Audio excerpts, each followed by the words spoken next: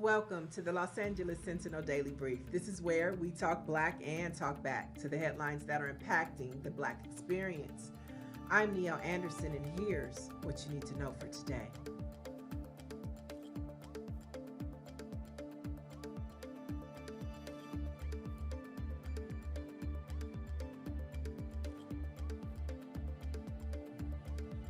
For 100 years, the Urban League has served as a vocal advocate for African Americans and other minorities by making sure communities have access to careers, living wages, opportunities to start and grow successful businesses, and pathways to personal and professional growth.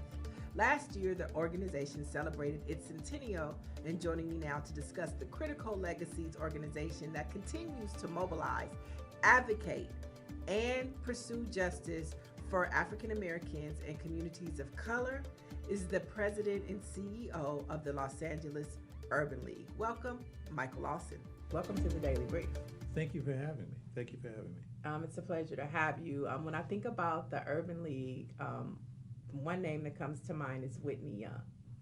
And for our viewers who don't know who Whitney Young is and the significant role he played in the Urban League, can you talk to us about that? Whitney Young Jr. was just an icon for the civil rights movement, but he took it to a different level. He said it's not enough just to protest. We have to engage with the community that we're trying to change. Right. And a big part of that community was the corporate community. A lot of people always, when they think of civil rights, they think of Dr. Martin Luther King, they think of Rosa Parks, but they're not too familiar with the Big Six.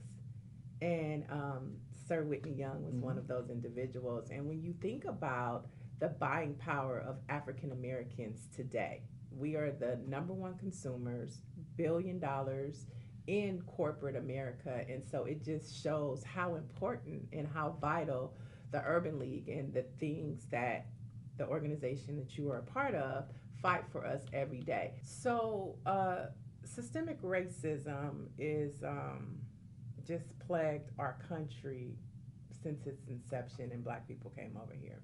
When we look at systemic racism today, how much of an impact do you think that it has on black economics? Oh, it's huge. You have to understand that in 1921, when we opened our doors, was the same year that Greenwood was destroyed in 3 days of rioting by whites in Tulsa. And that wasn't the only Black Wall Street in the U.S. Right. And why was it destroyed? Because it was successful.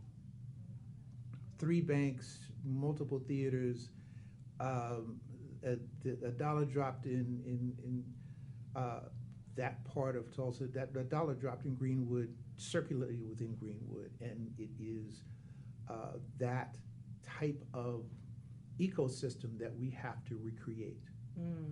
That is our goal, to recreate Greenwood. And to say that it's not possible is ignorant. The fact of the matter is, you look at Los Angeles, and you look at Koreatown, and I give a lot of respect to Koreatown. Right. A dollar dropped in Koreatown stays in Koreatown for about 50 days.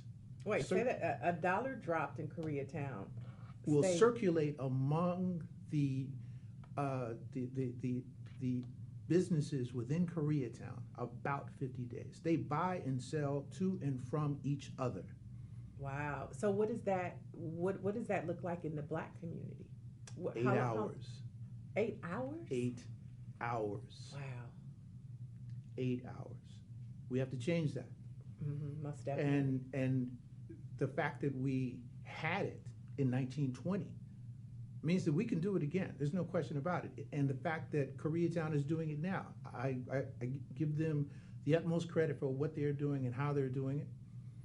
And that is the goal for the Los Angeles Urban League and for urban leagues throughout the country. So before we let you go, very powerful conversation that we're having. What is the Urban League, Los Angeles Urban League doing right now to help change that 8 hours? first and foremost, in order to do that, we have to have Black entrepreneurs. And so we have a program that focuses on entrepreneurism at various different levels. So we have people who are just getting started, and we have an entrepreneurship program where we help them get started. We talk about the things that are necessary, the back office support that you need, how to get the investment capital that you need, how to get the loans that you need, and put that business together. We're also working with businesses that are in place that need to move to the next level. And understand that a big part of the problem is the lack of access to capital and access to credit. Remember, we talked about Greenwood. They had 3 Black banks in Greenwood. And we have a blueprint. And we have a blueprint, absolutely. I love that. So for our viewers out there who want to learn more about how to get involved with the programs the Los Angeles Urban League has to offer, how would they go about that? Please look at our website, www.laul.org. Everything that we've been talking about is on the website. There are multiple of programs that we haven't talked about that are beneficial to all. We still do training. We still do. We're not just focused on entrepreneurship. We're focused on education issues. We're focused on the health and welfare of our community. Vaccinations. We had vaccination setups during the pandemic. The pandemic isn't over, and we need to take care of ourselves health-wise. And the Urban League is there to if we can't help you directly, we can point you to the organizations that can. All right. Thank you so much for joining us today on the Daily Brief, Mr. Lawson. Oh, thank you for having me. For the latest in Black news, visit lasentinel.net. I'm Niele Anderson, and you have just been debriefed. Today's Daily Brief is brought to you by Microsoft, a proud sponsor of Taste of Soul's digital world. Microsoft, bringing tech innovation to the Black community. Hey, y'all. Hey, this is your Taste of Soul fun fact of the day. Now, did you know that the LA Sentinel is the producer behind Taste of Soul? Not only do we put out print publication every week, but we produce the largest free one-day street festival in Southern California. 2019, we had more than 350,000 people on the historic Crenshaw Boulevard. Now, the LA Sentinel is the voice of the community speaking for itself, and this year is the 17th annual Taste of Soul. Now, we've always been a small team with a big vision, but of course, we cannot do this without our partners.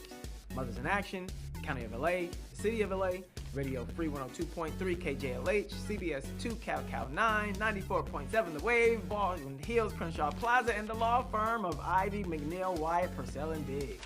So, come October 15th, we want to see you on the show for a great day of family, food, fun, and respect. See y'all there.